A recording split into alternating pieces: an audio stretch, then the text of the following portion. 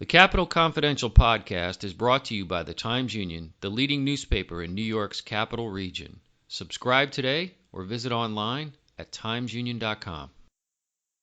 On June 14th, heading into the weekend before the final 3 days of the legislative session, Senator Luis Sepulveda was hopeful that a bill enabling undocumented immigrants to apply for driver's licenses would receive a vote in his chamber. The proposal had already passed the Assembly that week, and he claimed the private conversations among Senate Democrats were heading in the right direction. But when I grabbed him in the hallway of the Capitol that day, the Bronx Democrat said, quote, "I can't say we have the votes yet." He did note that Senate Majority Leader Andrea Stewart-Cousins was in the process of whipping votes. Quote, "I certainly feel better today than I did 24 hours ago," Sepulveda added. Less than 72 hours later, the Senate was taking up the bill, and Stewart-Cousins was remarking on the passage of the legislation. Thank Senator Sepulveda because he and I never knew how long it would take to get to this moment. I remember when you were in the Assembly, Senator, with Assemblyman Crespo before Catalina got there. And I remember there was that dance between the Assembly and the Senate, and you guys aren't for real, and we are, and blah, blah, and you know how that is. And I don't know whether you ever thought that the Senate would ever do the things that you expected us to do. But when the opportunity presented itself, you came over anyway. And now here we are. On this episode of the Capital Confidential podcast, I talked with Senator Sepulveda about one of the year's most unlikely new laws. You want to deport an undocumented person? Start with me, because I'm an undocumented person. How do we beat him in an election? We will. I'm going to run against him. I wish you would. I wish you would, Dad. I would. There are things in here that are unobjectionable because they're not that effective. So yeah, sure, I'll vote for a distinctive license plate. Sure, why not? Jim, you had your press conference at 4 o'clock. You're having a press conference now? That's You're right. talking? I'm having a press conference. Well, now. is this your space here or is it public? No, it's my space. Oh, this is your Don't space. interrupt. Okay. I'm David Lombardo, and this is the Capital Confidential podcast. The Green Light Bill had a lot working against it this year in Albany, despite Democratic majorities in both houses of the state legislature. The bill had never passed the Assembly before, let alone the state Senate.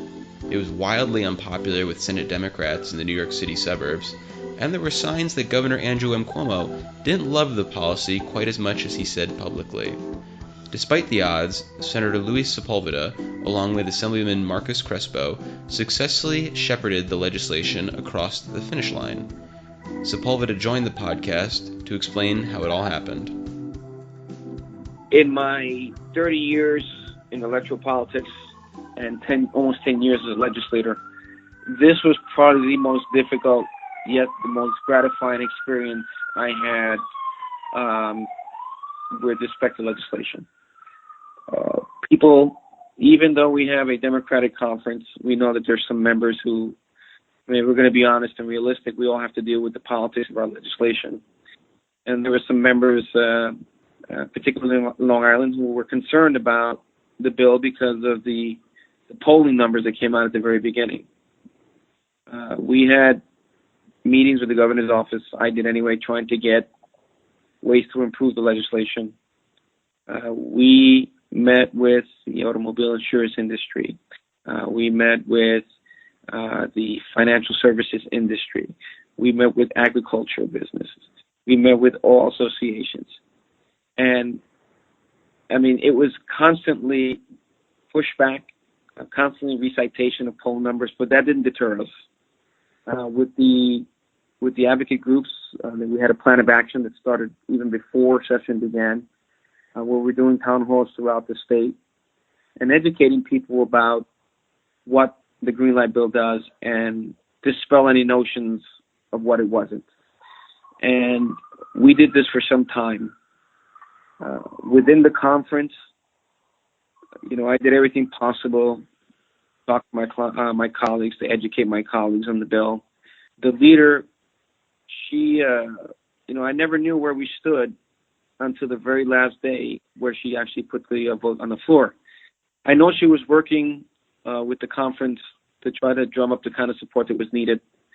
I know it was very difficult for her, and I have to say that she handled it with grace and class and played the long game in such a way that I learned something about how to do things in the future from my experience of working with her. But in the end, we worked so hard. The poll numbers started going in our favor. Within the conference and and private meetings, I brought stats, and if someone would say, well, I don't know about this information, does it really bring down insurance rates, I would bring stats for that. If they talk about safety and vehicular accidents and whatever was attributed to the green light, I'd bring stuff on that. When they asked us about the economics of the bill, I was more than happy to do that, and I was more than happy to argue that with our colleagues on the other side because, generally speaking, Republicans want to talk about the impact of our legislation and policy, how it impacts New York State economy. And here was a bill where other states have demonstrated that, in fact, it was good for the economy. Yeah, it was good for our safety. It was good for insurance rate. Whenever anyone raised any doubts, we jumped on that, brought data, brought information. Some of our colleagues, like, for example, Simca Felder, at the very beginning of the conference session, he asked me to give him information about it because he wasn't yet prepared to opine on the bill and what position he would take, and we flooded his office with information. And to his credit, he said that he would vote for it, and he kept his word. And other colleagues of mine kept their word. But it wasn't easy. It was a struggle. But it was a struggle that taught me a lot about being a legislator and gave me sort of like the framework for future fights on legislation that I know is not popular or will not be popular. But really, if you dot the I's and cross all the T's, and you're right about what you're trying to do, it's the right thing to do on many levels for the state. Of course, we talk about the economy and safety, but also, those children who I saw that couldn't get to medical appointments because their parents were undocumented and were afraid. Those kids who couldn't do extracurricular activities because their parents didn't want to drive vehicles at certain times. This was really mostly for them. And I was very proud at the end of the day that my colleagues and the governor signed a piece of legislation that potentially can impact 750,000 New Yorkers in the future. So I remember being at a press conference you hosted with the Business Council where they stressed their support for the issue. And I remember that Pete Harcum was there, and he's a white guy from the Westchester County area, and that was I was a little surprised that he was somebody who's on board because it's a marginal district. He could be competitive. So I'm curious, did that having somebody like Harcum on board and being publicly very outspoken for this bill, did that have any effect in conference in terms of making other members who might be in similar situations lend their support? I can't tell you if it did or didn't. I can tell you that certainly, not just in this piece of legislation, but Pete Harcum is really a profile in courage in this conference because he has taken positions that I know are difficult in his district. But his position is I'm going to do what's right. And not only him, but Rachel May, up north there, and Jen Metzger. Right, another tough district. Yes, they're in tough districts where that bill did not play well, and they all voted in favor of it. So I'm very proud of those three. But certainly it helped with some of the members who are on the fence. I'm sure I can't quantify it, I can't confirm it, but it makes sense that having a guy like Pete Harcum on your side did help with some colleagues. We were relentless. I got to tell you that I was relentless. I wish that I could have documented the experience because it was so gratifying. But certainly a lot of there were other people that showed courage. It wasn't just him. I think Simca showed courage also. So the vote itself was taken up by the Assembly in the week before the Senate, and I'm wondering, did that logistically need to happen in order to, get the Senate on board? Did it help, I guess, grease the wheels in any shape or form? Well, I mean, I think absolutely. When you have one of our chambers, a Democratic body, voting in favor of it, I met briefly with the Speaker at an event, and I thanked them because I believe it certainly helped get us to the finish line. It certainly helped prepare me during the debate what their arguments were going to be, because their arguments were basically the same thing. So it helped me in that respect, and it helped us frame how we had to present the issue on the floor. But I am extremely grateful to the Speaker and my Democrats in the Assembly who had the courage to vote for it. So heading into the weekend before the vote, I actually ran into you right outside the Assembly chamber. You were just running around as you were doing then, and you said you were feeling encouraged by the internal discussions among the Senate Democrats. And so I'm wondering, what was it that happened that weekend that led from encouraged to all of a sudden Monday morning we're having a vote? I mean, what was it that changed?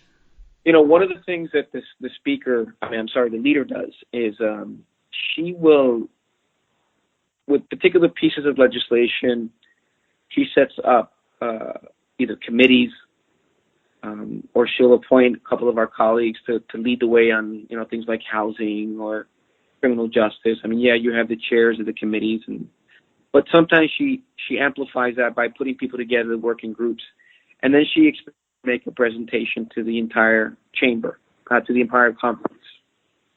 And my opportunity came to make my pitch. And, I have great staff. Sophia Lejeune was my chief of staff. Some great people in the Senate who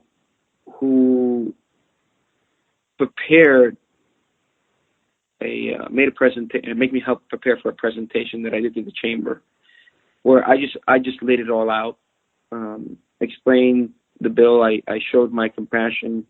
My colleagues, I'm sure, at some point were annoyed with me because I was so gung-ho about making sure that this piece of legislation passed.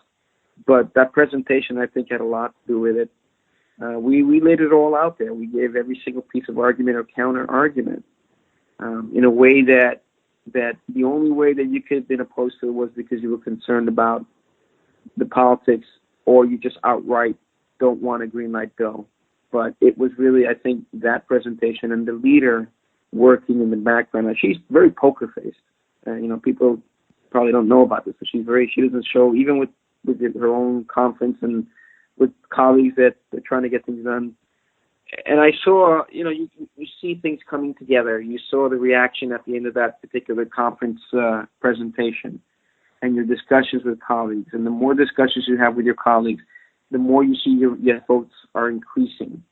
And you see people who haven't committed yet or will not sponsor, but that these people, these colleagues, their hearts are in the right place and actually cared for the issue. We started seeing all this come together. Now, at one point, the governor, we had a last-minute discussion with him where he brought up the issue of facial recognition. I told the governor, we've gone this far. I've sought your office's opinion for some time now. And it's not until now you bring up this issue of facial recognition that we're having some sort of substantive discussion on the bill.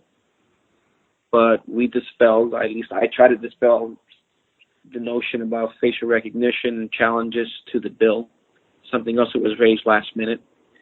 And, we called the Attorney General's office to get an opinion on the bill, whether that office, she thought it was constitutional, and whether she would defend it. And it was on the floor while we were debating the speech that, we called her we waited for 3 or 4 days, and I was very borderline depressed because I wasn't hearing anything back. The day of the debate, the leader gave us like 2 hours notice. And generally speaking, we get more than that, but she wanted to do this stealth. She wanted to do this quickly. All the arguments were out there. She didn't want to give those who were enemies for the sake of just not liking immigrants an opportunity to try to thwart the effort. But the governor then on the floor debate was when the Attorney General sort of dropped the mic, for lack of a better term, and I remember vividly how it invigorated me, the sense of victory that I felt at that moment, because I knew that we had won this. I knew that at that point the governor was going to have to sign it, and he had always said that he would sign it if it came to his desk. But when the AG dropped it, that was the it moment, so to speak, when it all came together. Less than an hour ago, the Attorney General, who I will say certainly is not a Supreme Court justice, the idea of Tish James in the Supreme Court is an interesting one, but she is currently the Attorney General of the state of New York, and that would mean that she is the highest ranked attorney for the state, and she put out a statement just a little bit ago, and I'm going to quote part of it. I support the Green Light Bill, and the Office of the Attorney General has concluded that it is constitutional. It is, after all, the role of the Attorney General to do just that, to argue that it is constitutional. We will not opine on any actions the federal government may or may not take. The legislation is well crafted and contains ample protections for those who apply for driver's licenses. If this bill is enacted and challenged in court, we will vigorously defend it. Not only do I thank her for that, but would point out to some of my colleagues that might have been undecided or have even taken a position on the floor, you still have time to change your vote based on that. You mentioned the governor, and that morning he was on the radio and said that he had fears about unintended consequences of the legislation creating some sort of database that federal authorities could exploit. That's a legal challenge, and I'm going to be asking the Solicitor General in the Attorney General's office, who does the legal opinions for the state of New York, to review the law and assure us that the federal government will not be able to access the information or subpoena the information. Well, can they get that done before Wednesday?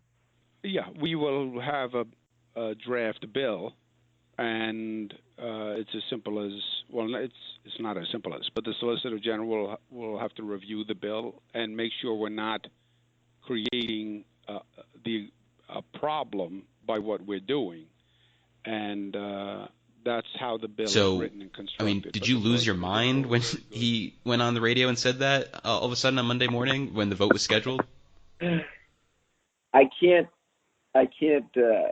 tell you the words that I used when that came out. But suffice to say that I was borderline pissed, because we had spoken with the governor for some time about the bill, and from January till the end, we didn't get much feedback. Now, I can't sit here and say that the governor was being duplicitous or didn't support the bill. I don't know. I can't describe what his motivation was, but I wasn't happy that he raised this issue last minute. We kept hitting these walls and all these barriers, and that's when we reached out to certain legal minds in the AG's office, because we weren't going to be deterred. And so I wanted an argument. I wish I had gotten it before the debate. But, hey, better late than never. And I think, that forced the governor's hand. If he had any thoughts about not signing it, which I don't think he did, but if he had any thoughts about not signing it, then I think the AG's announcement made it impossible for him to go any other way. For anyone who was in the chamber when the vote happened in the Senate, there were two things that you had to kind of notice. One was Assemblywoman Catalina Cruz on the side, and with some former staffers, current staffers, watching what was going on. But the second thing was definitely, as you went to rise, there was, a 64th senator occupying your seat occasionally. Can you tell us a little bit about, who was there to watch the vote from your family and what that meant? Yeah, sure. I was there with my wife was there. I'm sure you remember my child was there. Yes. Both my children, my oldest son, who's 27, and my youngest. Catalina Cruz herself was one time an undocumented immigrant. Look, a lot of my colleagues are supportive, but some colleagues went the extra mile, and Carolina Cruz was one of them. So I was very proud to have her there. Assemblyman Phil Ramos was the guy that on Long Island, he's surrounded by a sea of red. He was there every day doing what he had to do, so I was very proud that he was there. People like Kevin Parker, who was very helpful at all times. I was there. Julio Salazar was very helpful. People that did extra things to make sure that this passed and prioritize it on the floor of their obviously Carolina, her chamber, but in the Senate. But certainly, I was very happy to have her there with us. These are the people that throughout the whole process you knew were there in the trenches fighting on their fronts. So I was happy that she was there. The only thing is she ruins one of my shirts because she's a crybaby. She's extremely emotional. She was crying, but I said there were some tears. Back it. But she's great, so we love her. And that's our show. My thanks to Senator Luis Sepulveda for providing a look behind the scenes on this legislative process. And thanks to WAMC for sharing that clip of the governor, which featured the podcast debut of Ian Pickus as well. If you enjoyed the podcast, please spread the word on Twitter, Facebook, and basically any social gatherings you may attend in the future. You can also leave us a rating and review wherever you download episodes. Until next time, podcast adjourned.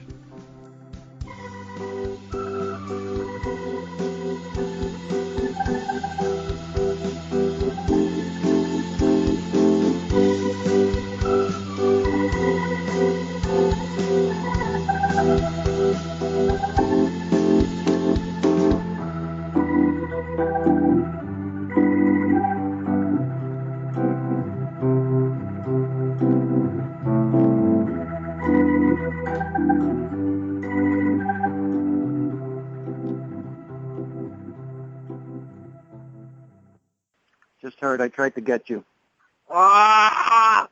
This day sucks.